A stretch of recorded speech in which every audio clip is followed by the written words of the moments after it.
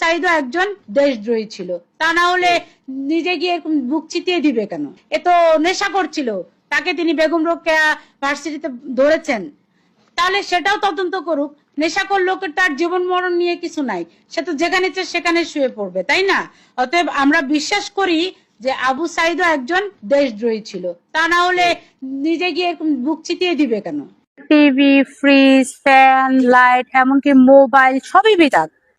আব্দুর রাজ্জাক বলছে যে কি ঈদ মুবারক বলা বিদাত, ঈদ মুবারক বলা যাবে না। তো একজন শায়েখ সাহেব তিনি বলছেন ঈদ মুবারক বলা যাবে না, কারণ ঈদ মুবারক বিদাত। জামাতে নামাজের ওখানে মিম্বার বসানো যাবে না, কারণ ওইখানে মিম্বার বসানোটা বিদাত। বিদাত কি জানেন?